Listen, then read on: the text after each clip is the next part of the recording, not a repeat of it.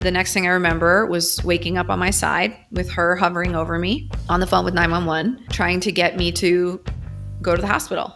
And she told me that I seizured. And the idea of those steps being the best kept secret in the rooms of AA and NA is absurd to me. We don't know how to get through hard things. Welcome to the Hard Way podcast with Joe De Sena, founder and CEO of Spartan Races.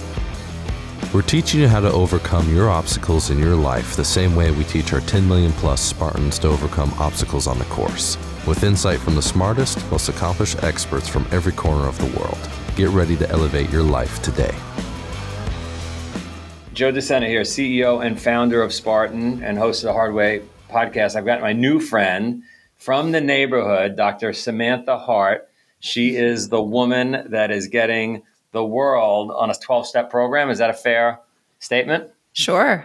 And I know, coming from that neighborhood, why we need a 12-step program. Because we grew up probably, 8 miles from each other, not even. Does that sound right? Howard Beach, Sheepshead Bay. Oh, yeah. What's your ethnicity? I'm an Italian Jew. Oh, all right. I'm all Italian, so that makes perfect sense. And your parents lived in Sheepshead Bay and in that neighborhood in Brooklyn for a long time? Yeah, both of them born and raised in Brooklyn, really never left. Although now my mom is in California, but maybe we'll get to that part of the story. So you grow up there and you went to high school there, I assume. Mm-hmm. I went to Midwood. And what happened? You went off the rails? I mean, the snapshot into my life growing up in Brooklyn looks something like this. My parents are unhappily married, but they're staying together for the kids. You know, I have an older sister who's awkwardly moving through puberty and angry all the time and acting out, experimenting with drugs and sex with men and women. And my mom is denouncing my father to the basement because of all the horrible things he had done on the front end of the marriage. And so by the time I come into adolescence, my dad's presence was mostly absent. I mean, physically he was there, but emotionally he was gone. And anything my mom said was like the word of God. And she was cheating on him. And I knew all about the extramarital affairs. And so, you know, what I learned is when somebody wrongs you, they're fucked into perpetuity forever. I mean, they are crossed off the list. There's no such thing as forgiveness. If you're having a bad day, you take a pill and you can feel better. Sex with anybody is game on, all good. And so on top of all that, I'm the emotional caregiver. I somehow become the mediator of taking the family's temperature and being the chameleon and just becoming what people needed and pleasing and perfecting and performing. So in school and in high school, you know, I was popular at this. I was really good at that. I was sort of seen as the girl who has everything, and people either loved me or hated me for that. But at home, it was just an absolute shit show. It was completely chaotic. But I didn't really know that. I just thought all that was kind of normal. So when I would experiment with drugs or with sex, and then I would tell everybody about it because there were no boundaries in my house, I thought it was normal to overshare. I would find out the hard way that you should be more discerning with who you trust. So by the time I graduated, I really couldn't wait to get out of Brooklyn, New York. It felt like I just knew there was so much more out there and everything had become so small, not just small and suffocating in my own house, but in my world. I was emotionally suffocated and intellectually stifled. And so the way that showed up in college is I decided that I would just look up, you know, how to write a really good movie review, because that was the next assignment. And I found an amazing review of American Beauty, which at the time was like my favorite movie ever.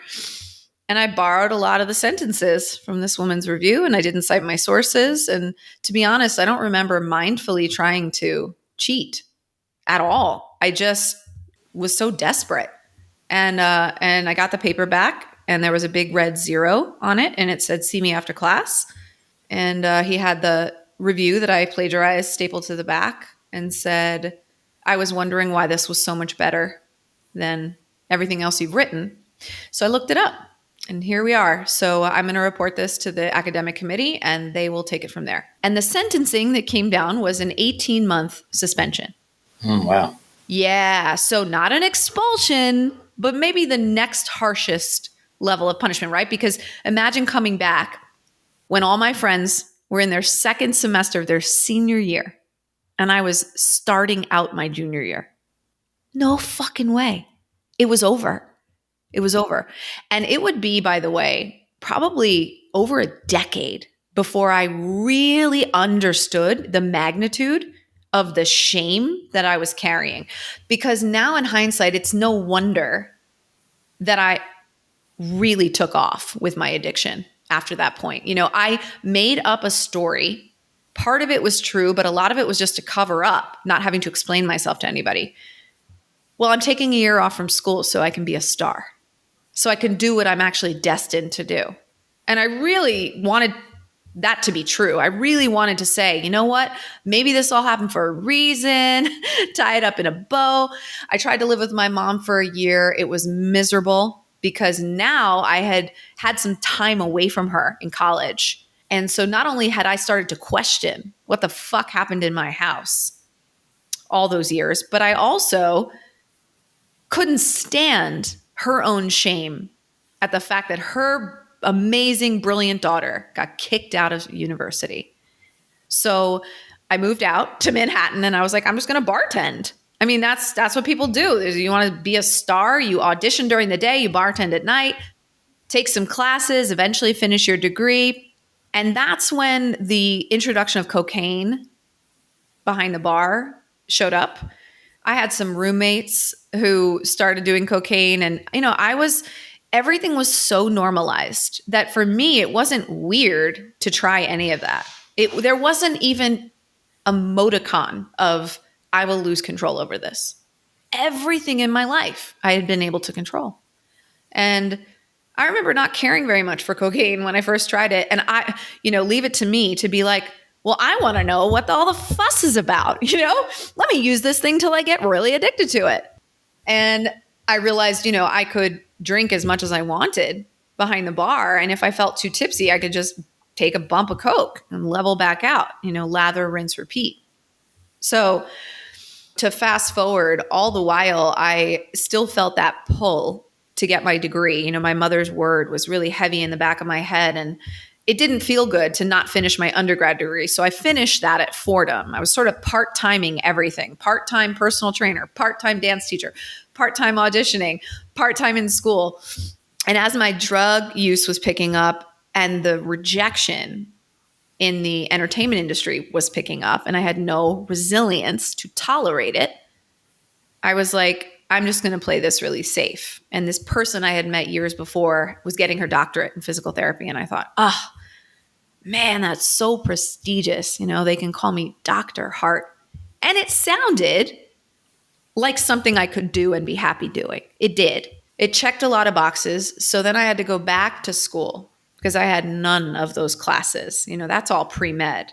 And I was an artist. I was doing creative writing. I was avoiding science like the plague. So I go back to school. I finally have all the courses ready. I get into graduate school. How do I celebrate? I call the only other person I know who does cocaine like I do, obviously. And so I invite her over, and 2 p.m, we call the cocaine dealer and we do cocaine all day long. The next day was Christmas Eve. So my boyfriend already left town. I had the apartment to myself. By 7 p.m, I had done so much cocaine, I started to feel funny.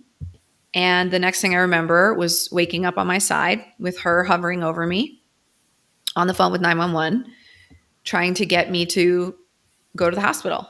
And I didn't know what happened, but I knew she needed to get the fuck off the phone right now because there was that shame again enveloping me. And there was no way that any of this was going to be found out right before the holidays. And she told me that I seizured and I was swatting her, off of me. And she was trying to get me onto my side so I wouldn't choke on my tongue. So I was scared enough that I called this guy who was a client of mine when I was a trainer, because he was the only person I'd ever met in my life who was sober, 22 years sober from heroin addiction. His name was Bobby. I loved this man. He was just a dude from Hell's Kitchen, just one of us. Seen some shit, been through some shit, overdosed 1,000 times, shouldn't have even been alive, but was. And he wasn't just alive, he was full of life. And I called him and I was like, so I overdosed. I'm scared.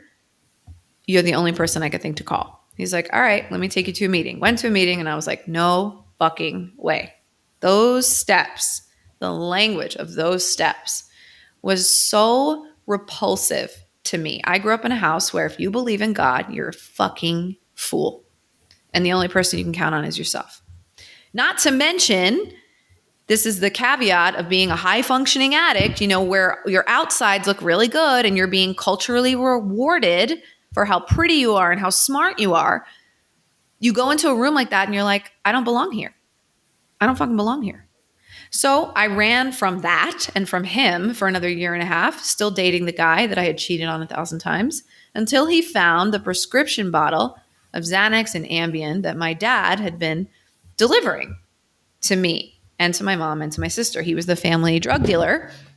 And he caught this bottle in our shared sock drawer and was like, I cannot fucking believe you're still doing this shit. And that shame made me call Bobby again. I went to another meeting. This time I was really scared, not for my own life, but for the idea that that guy, who was way too good to be dating a girl like me, was going to leave me. And then I was nothing and I was no one. I was working my way through grad school. I got a chance to go to California to do a clinical rotation at Cedars-Sinai. And the boy that I was dating really wanted to move out of New York. I thought I'd never leave New York, but I was like, I got to do anything. This guy stayed with me and I put him through hell. I will do anything. So I go out there, but before I left, Bobby was acting weird. Just couldn't put my finger on what it was. And I said, look, I don't know what's going on with you. I think you're stressed. I don't want our friendship to get ruined. Let's go back to being friends instead of sponsee. Then I don't hear from Bobby for weeks and weeks out in California. And there's so many cool things happening with dance and entertainment along with PT. And I'm thinking, fuck, I can see my life open up out here. I want to tell him. Finally, his wife picked up and said, Bobby relapsed. That's why you haven't heard from him. Maybe you can see him when you get back to New York. And then 2 weeks later, my sober girlfriend said, where are you right now? And I knew it wasn't good, but I didn't know what she was going to tell me. She came to my apartment, sat me down, and said, Bobby killed himself. Mm. So his inner circle, who knew he relapsed, a lot of people did not know, knew that he jumped out of his 8th story window onto 52nd Street. But the sober community thought it was this tragic accident. In that moment, I learned that if I touch drugs or alcohol, I'm dead. And my real rock bottom was 5 years into recovery when that man I dated and cheated on, who stayed with me, who got engaged to me, who married me, when he started to pull away.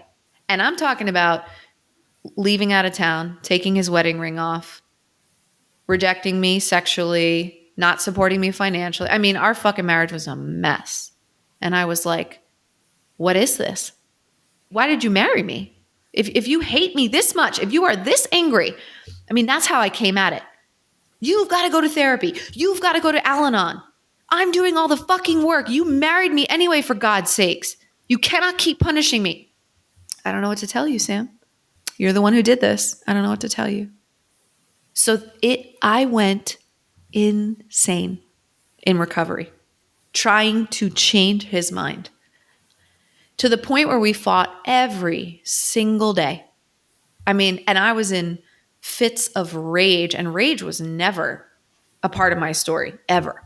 So it was really scary to feel that way sober without being able to anesthetize it. And I remember we got into this one really bad fight where I kicked my leg and my foot actually went through the wall. And I thought, I got to get out of this house. or I might relapse. And if I relapse, I'm going to die. I had enough sober awareness to do that. And what started as, a couple nights on a friend's couch turned into, that friend politely saying, I don't want to be in the middle of your marriage. Scoot over to the sponsor's house where she had an empty bedroom. She pressed God down my throat until I wanted to vomit. And we fought like I used to fight with my mother. So I was like, well, this isn't going to work. Then I moved to another friend's place and she had this cat. I fucking hated cats. I kind of like them now, but this cat would piss on me in the middle of the night. And I was just like, what the fuck happened to my whole life? What year was this? This is like 2016, maybe? Probably from 2010 to 2013. By the way, also, I was a brand new PT. So I was like struggling to function, and learn how to be a really good clinician. And then I would come home either to the fighting or when I was moving out, to these random living situations. Or to the cat. You were either coming home To the to a cat. fight or to the cat. To the goddamn cat. And I remember I took a trip home to New York. I remember being in Union Square and that girl's house with the cat. I was there for like 3 months. And she was like, now I was paying these people, right, to stay there, but still, she's like, I think your time is coming to an end. And I remember calling my husband, begging. It's so crazy to think about, how little I loved myself sitting where I'm sitting right now talking to you in that moment, begging him to let me come home. Don't you forgive me yet? Is it time? Are we better? No, we're not. And so I ended up finding an apartment on the first floor of the same building I was doing PT in. And I had a bunch of sponsors up until that moment, including the crazy one whose house I lived in. And I heard this woman speak at a meeting and I knew I had to get her phone number. And I said, will you sponsor me? She ended up saying to me, what if we did the steps on your marriage? I'm not saying you're not at risk of, doing cocaine again. If you don't fix this spiritual malady, you are at risk of a relapse. But in the meantime, let's focus on your marriage. You are powerless over what is happening in your marriage. You might lose all of it. You obsess over what you need to say and do to make him love you again. You have no access to peace, to power. You're constantly anxious and you have zero sense of self-worth. It wasn't so bad. You had stuff to get. You were together. Well, now the steps landed, they landed in a place that I could hear them. I talk about this now because nobody could meet me where I was at, which is where my book comes into this conversation and why I felt so compelled to write it. One of the reasons, in recovery, when you're fighting the program, when you're fighting the suggestions people are giving you in the beginning, you're not just a self-centered piece of shit addict who's just stuck in ego. That is the most limiting view of what's actually happening, right? What I've come to learn is that the steps were butting up against deeply ingrained childhood beliefs that kept me safe in my very dysfunctional home. So the steps until that moment felt threatening until someone reframed them, right? The other part of the step work that was transformative in this time in my life was the 9th step, because nobody had ever said, well, have you ever made an amends to yourself? Nobody, until this woman asked me that. It was a radical notion. But I was making a start in that direction. And the best thing that happened by practicing a more compassionate self-talk, because it is a fucking practice, that I'm really happy to say 10 years now on the other side of that moment of my life, that loving, intuitive voice that finally I could hear again when the shame was lifted and my critic wasn't running the show, her and I are homies. And the inner critic, that part that lives inside of me, is so quiet.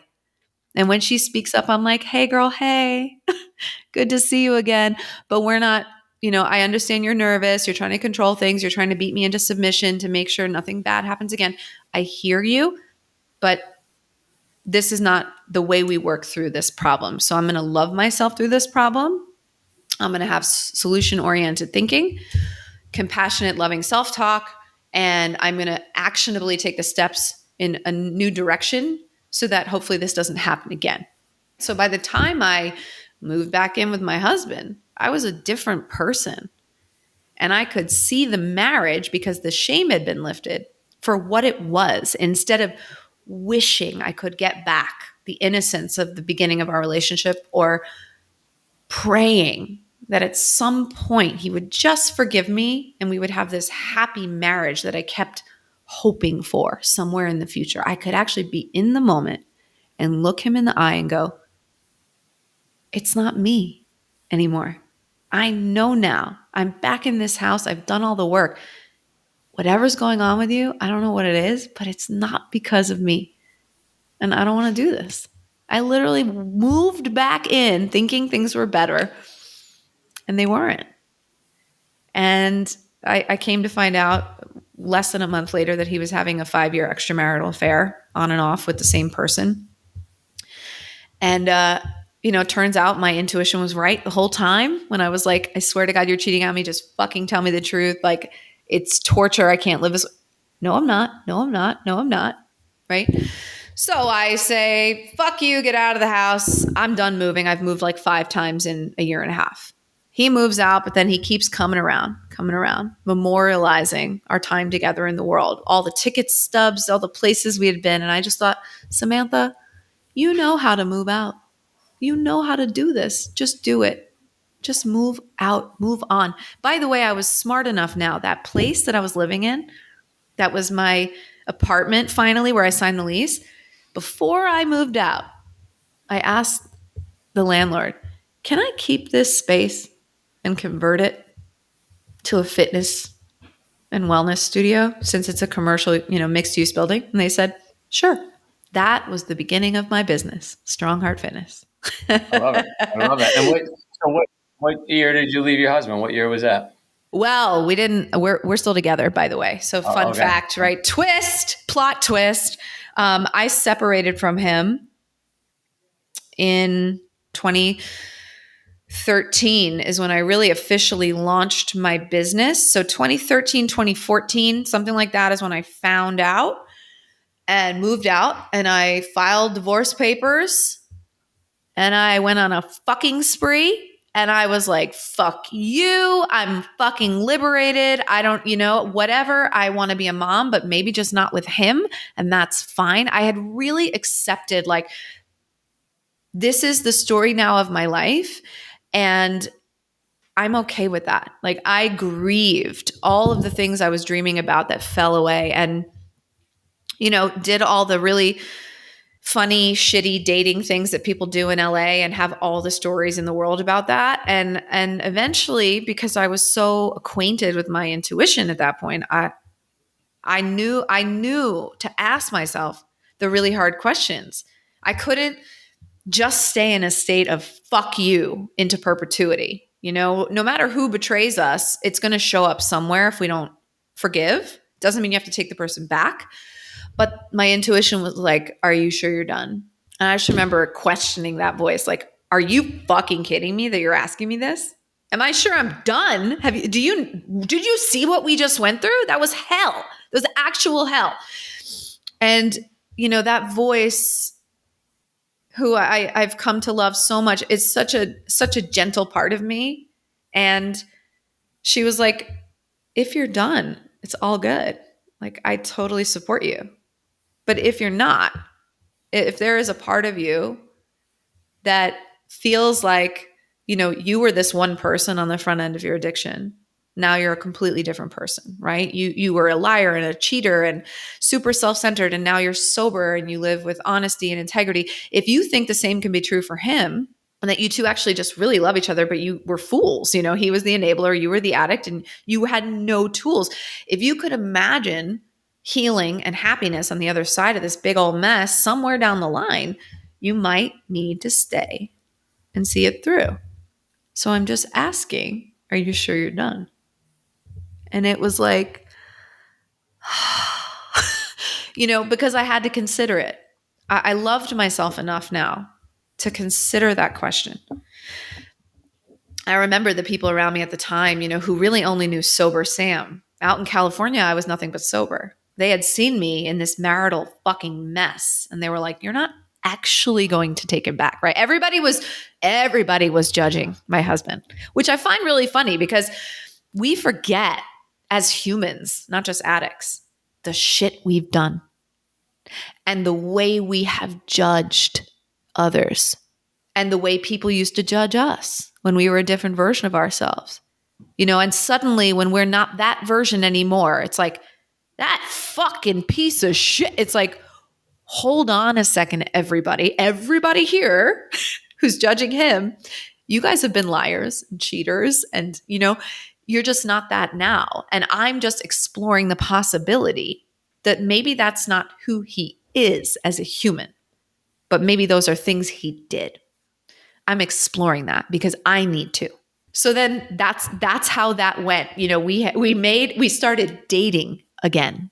And fast forward, right? I'm sitting in this big, beautiful house in Thousand Oaks because after being broke for a zillion years, we now have a very comfortable life because we're very entrepreneurial and we've built successful businesses and we have 2 amazing kids together, right? I love it. That's still not why I wrote my book. That experience of the 12 steps was the moment my life changed. It's really the moment my spiritual life began, when I finally got reacquainted to the most true and beautiful part of who I am, which I hadn't been in communion with in decades.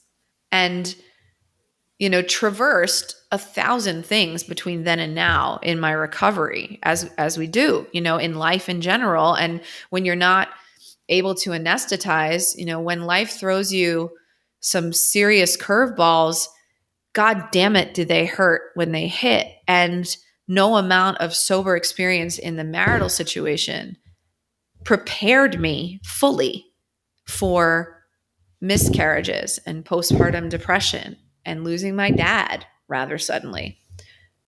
Everything is an experience of being taken to my knees again and again, and typically defaulting to wanting to try and control and manage and manipulate the world around me. When I lost my dad, I tried to control and manage food and body because I had a lot of guilt and shame about where our relationship stood before he died.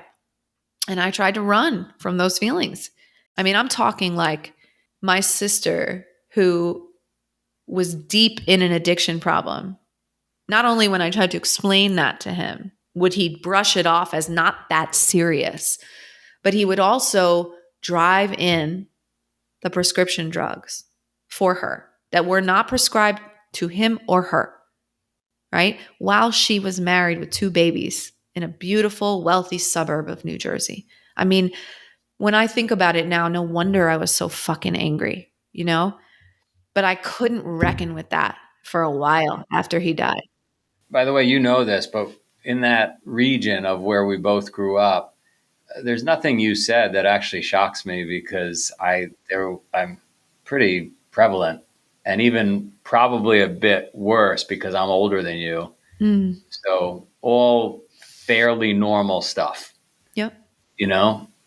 And probably why at our races, when I'm at one of our events and I bump into somebody like you, like every corner to the right, to the left, in front of me, a lot of people are just going through shit. A lot of people. It's not like I guess my message is it's not as uncommon.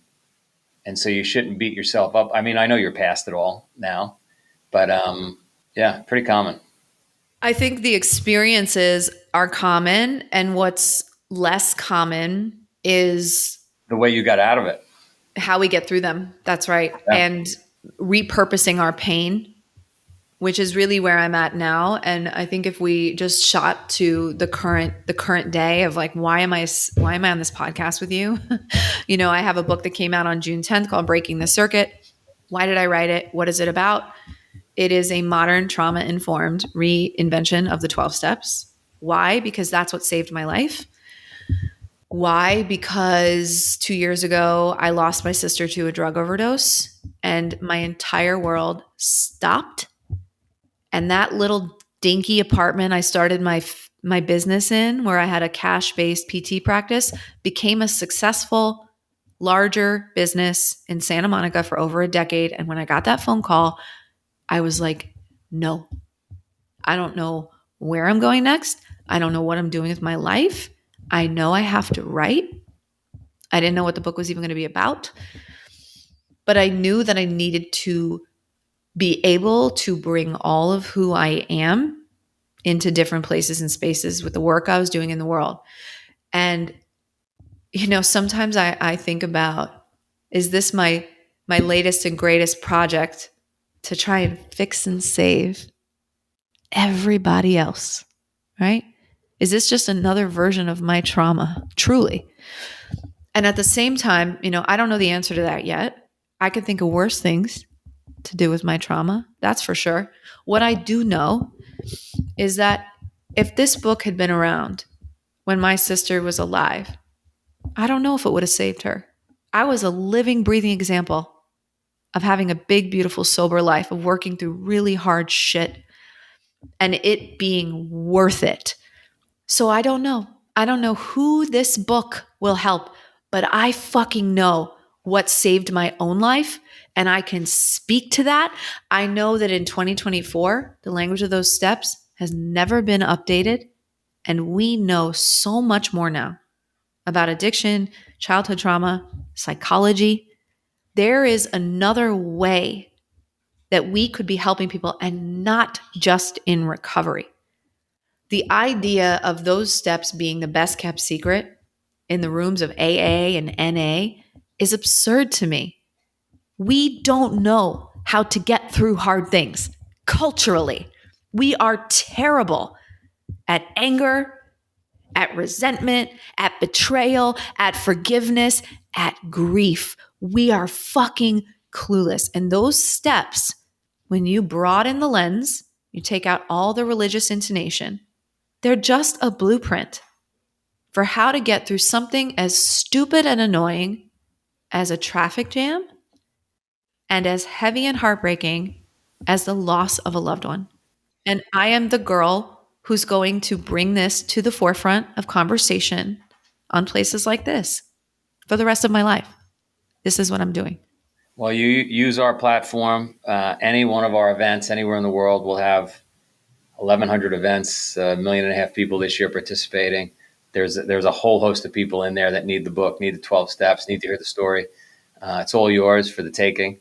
So I'll find something. If you need a speaker for anything, Yeah. I would fly in a second. You're in California still. Yeah. You're in Santa Monica. I'm in Thousand Oaks now in a suburb.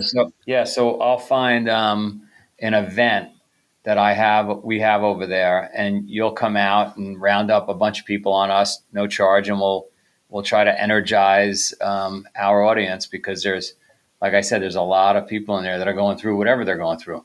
And what I love too about your races, by the way, I was thinking about this before this conversation. My sister has done some of your races. I'm a physical therapist. I'm a body expert. So for me, having lived through what I've lived through and now having a book about it, I'm getting my life coaching certification just because, I like to have a certification behind me to back up what I'm doing. But man, the intersection of body, mind, spirit, and wanting to take that to a totally different place from a real place of authenticity and expertise, I am so passionate about that. So there's even a way to intersect. Oh, it's so easy. Just to give you an idea, if I go to any one of our races anywhere and I walk the course and I just go up to people and say, "What's your story?" Everybody has a crazy story, and this thing that we put on these help people. It's like its own version of 12 steps. It helps them work through their demons. So I could see a fun setup where you're on course, top of the mountain sandbag carry with a desk and you're literally talking to everybody that comes through. It would be really fun. Anyway, we could have a lot of fun is my point. And at the same time, you could meet 8,000-10,000 people one by one, and we could just hear their story and who needs help. And yeah, so like I said, my platform's yours. We'll have some fun. How do people find you? You guys can find me at Dr. Samantha Harte, and that's my website, social media channels. I'm super active on Instagram, but Dr. Samantha Harte, Harte. Awesome.